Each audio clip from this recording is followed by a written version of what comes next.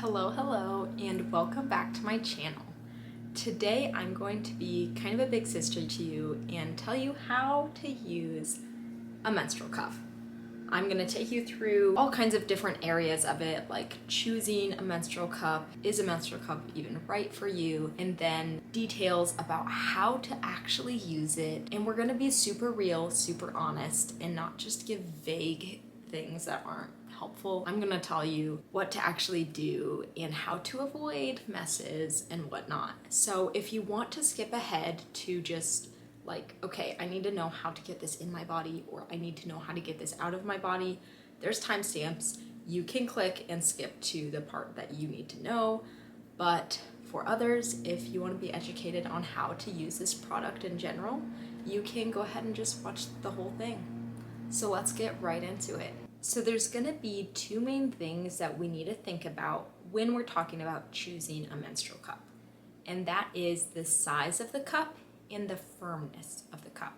So we're gonna start by talking about firmness versus softness. I will be referring to SAALT, S-A-A-L-T. That is where I got my cup, and so that's where I have experience with, and I really like their options. So I actually got their soft cup, and I have not yet tried a firmer cup, but I think I am going to, just to see if it might work better. Now let's talk about the pros and cons of a soft cup. So for pros, it's going to be a little better for people who are affected with painful cramps, especially if you notice more cramping with a cup in, or any, a tampon, anything in. If your cramps are worse, and if they're already really bad and you just can't deal with it being worse with a cup in, then you may want a softer one, because it tends to not increase the cramping as much as a more firm cup. Now, as far as the cons and what the firm cup is good for, it can be hard to get the soft cup to open up once it's in there, because it's soft, so it doesn't really spring very easily. Especially, if you think about it, if it's in that muscle, let's say like this, and you had it folded up, it's gonna be really hard, and this is a lesson I've learned, it's really hard to get it to open up in there. It's possible, but it's not easy. So this is something that a firmer cup is gonna do a little bit better at. It's just gonna spring open a lot easier, and it's gonna keep that seal better. So a softer cup you may notice some leaking with exercise or things like that, because just like it's harder when you insert it, it's harder for it to open up. It's easier for it to, allow leaking as well. So that's something that a firmer cup is going to be better at. It's gonna prevent much leaking. It's gonna spring open easier, which would make inserting it a lot easier in that arena. However, the bigger con with a firmer cup is going to be that it could cause worse cramping compared to a softer cup. So you kind of have to measure the pros and cons and see what is more important to you, or maybe you want to land somewhere in the middle and get like a medium firmness. Now let's move on to talking about sizes.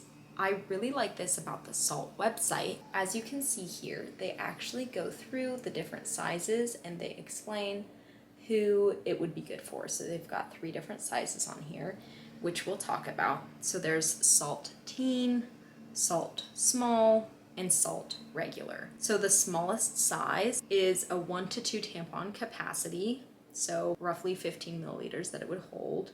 And that's going to be for people who are probably teenagers, under 18, or have a low cervix or a petite physique. If you're really worried and want to try like the smallest thing possible, that would be what you would want to try. The middle ground is the SAALT Small, which is what I have. This is what that looks like, the small. This has about a 20 to 25 milliliter capacity, which equals about 2 to 3 tampons. And this is recommended for people who either have a low cervix or a first-time cup user who is 18 years and older, who has not given birth. And then they have their regular cup size, which is gonna be a bigger one. It's gonna hold more like over 30 milliliters, 3 to 4 tampons roughly. And that's basically for people who have had a baby. It's going to be a little bigger because, you know, things change after you have a baby. So that's just why there are these different sizes and who they are good for. So that's just a little bit of help there.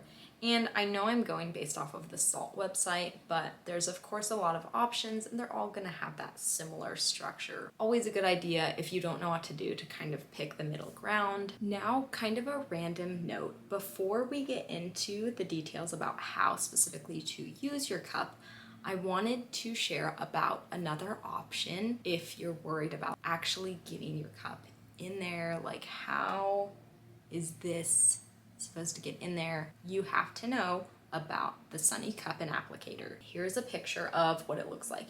You can see there's an applicator and there's the cup. The applicator, basically it's doing what you have when you use a tampon. You know how it comes with that plastic applicator. They actually make those for menstrual cups. So I would highly recommend the Sunny applicator and cup. I'm pretty sure they're sold out. I've been following along for a while now. I haven't gotten one yet, but I really want to because that would just make things so much easier. So that would be a really great option if you've tried to use a menstrual cup in the past and you just have not been able to get it actually to go in. Having that applicator would definitely be a lifesaver. It is out of stock and it is $50. That is for the cup and the applicator, which honestly isn't too bad. You know, it's reusable and everything, so not a bad option at all. So the first way that I'm going to show you to fold this is my favorite way. This is going to depend on the type of cup that you have. If you have a really small cup, you might not be able to do this. You kind of flatten it, you fold one corner at an angle like this, and then you're gonna roll up and kind of hold towards the base there and pinch it towards the bottom, because remember, you're gonna be inserting it, you're gonna be only holding from the very bottom, so that should help. And then once it's about there, you can let go and it can start opening and it'll be okay. It sometimes takes a few times and it sometimes will just like slip out of your hand. Another way is you can supposedly just fold it kind of in half. I will be honest, this is not going anywhere for me. There's just too much going on. It's too loose. It doesn't want to go in there. All right, this next one, I'm going to let you know right now. I learned through Sunny Cup, through their social media and stuff. They call it the Sunny Fold. You're just pushing down there and then just pinching from here. There's a pretty good hold there. It's not too like ginormous still. Honestly, it's pretty good, but it just still might be too much to try to get in there for some people. But that's a pretty good one and it's pretty solid. Like, you've got a pretty good spot to hold on to here. You're not like using all of your strength to hold it. So I'm just gonna show you one more time. You're just gonna push down there and then you're going to hold on here, okay? And then you put it in, pop open, okay? Another variation of that, still kind of the Sunny Fold type of thing, is you're going to do the same thing. You're going to push down, but instead of leaving it here at this stage, you're actually going to kind of fold that in half.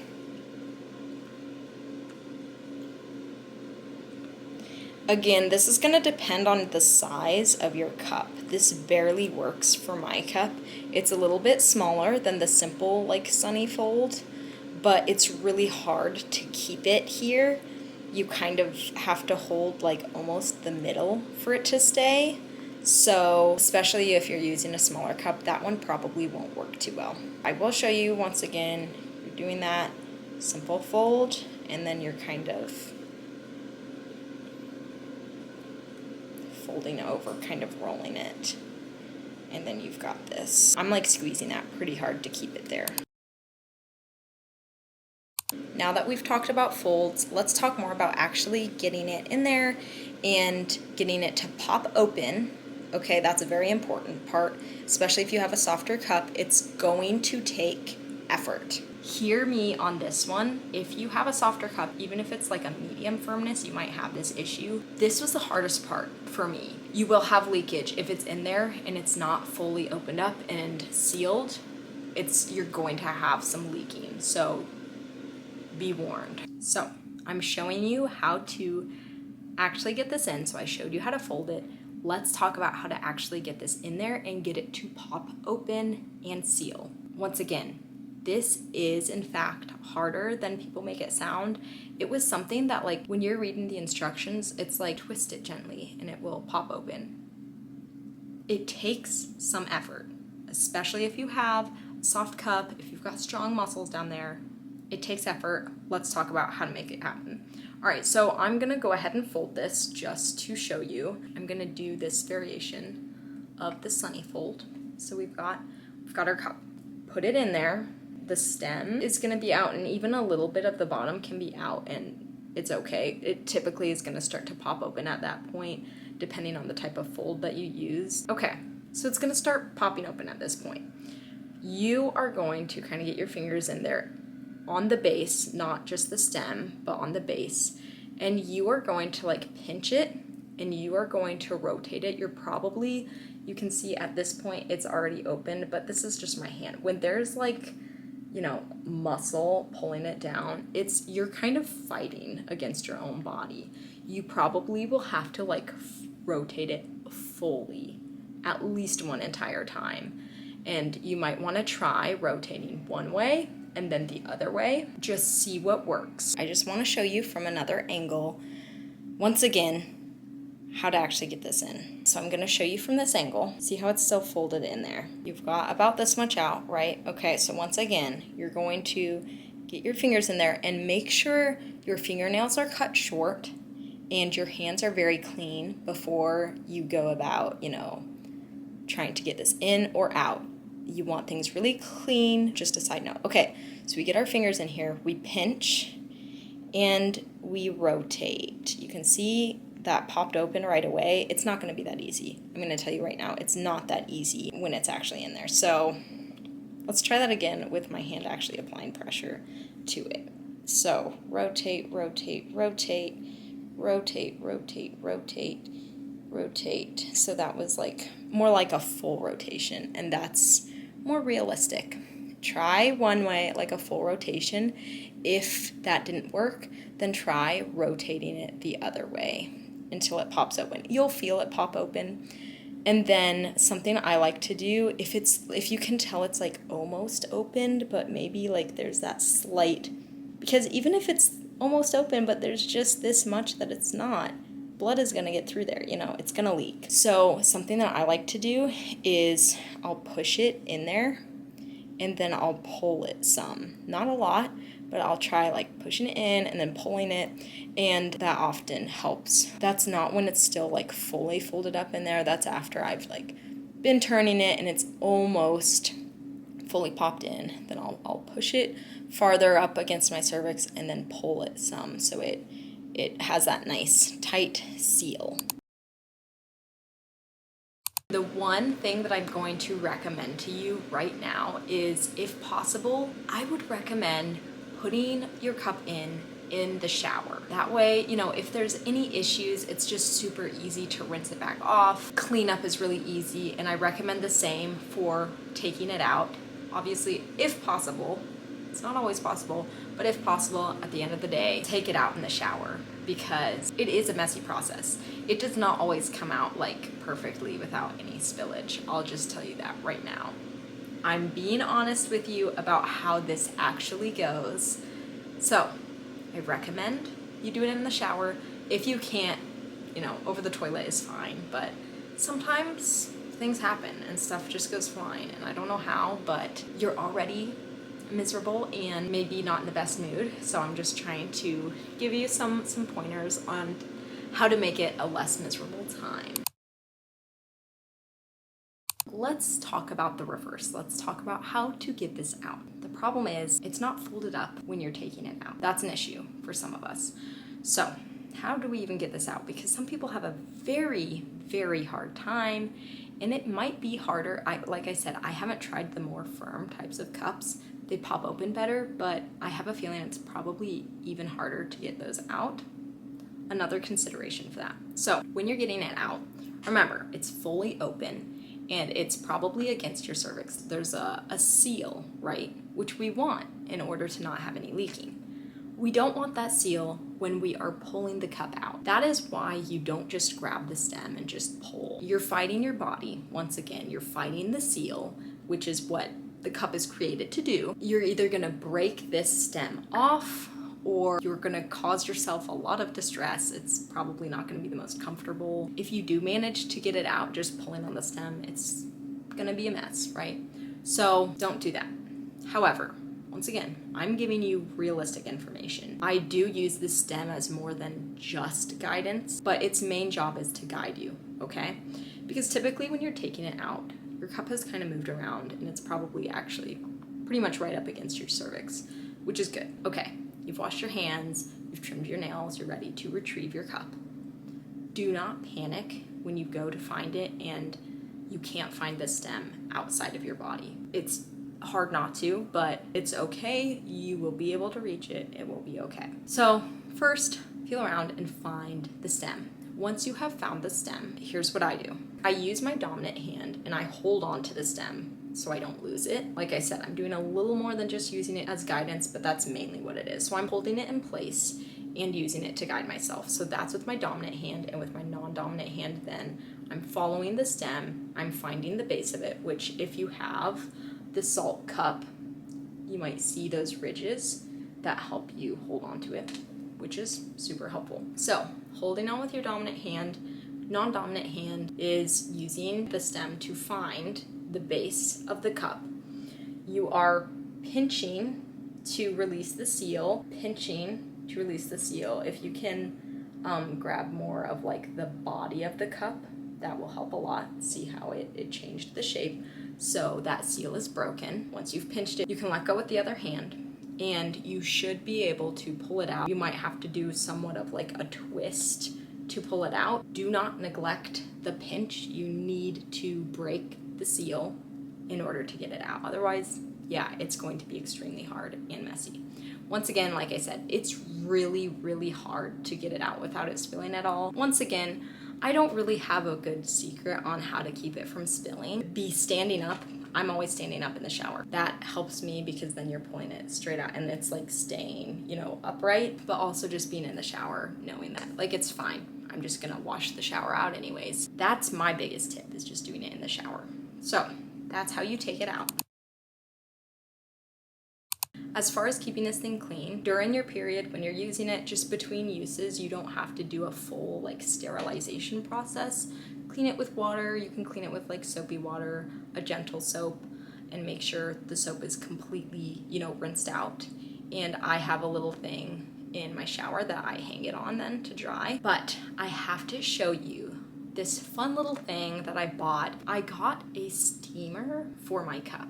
And it's perfect. It fits one cup in there and you just plug it in. It's small. I'll insert a picture here of what it looks like. It's pink, it's cute, it's small. Plus it's like not obvious what it is. So I can just have that in my bathroom and nobody will know what it is versus just this cup sitting here. Sometimes I just store my cup in there too, but you just put a little bit of water in there and it's just boiling it and it's steaming it and cleaning this. So I love that. So that you don't have to use one of your pans that you cook your food with to cook your menstrual cup in. Because that's the other option. Boil your menstrual cup for like roughly 5 minutes, boiling water in a pan. And that's fine. There's nothing wrong with that. And realistically, you're boiling it. Like, it's fine. That pan is going to be perfectly clean. Just make sure to like wash it with soapy water, rinse it off and everything beforehand before you go and boil it or steam it, whatever. But I will link my little steamer. I don't have a like affiliate link or anything. I just really like it. That's just some information on cleaning your cup. I hope this video was helpful for you. I would love to know what's your experience been with menstrual cups. I would love if you'd subscribe if you like to learn all kinds of things about periods, your cycle, period products, all that fun stuff. Thank you so much for watching this video. Bye!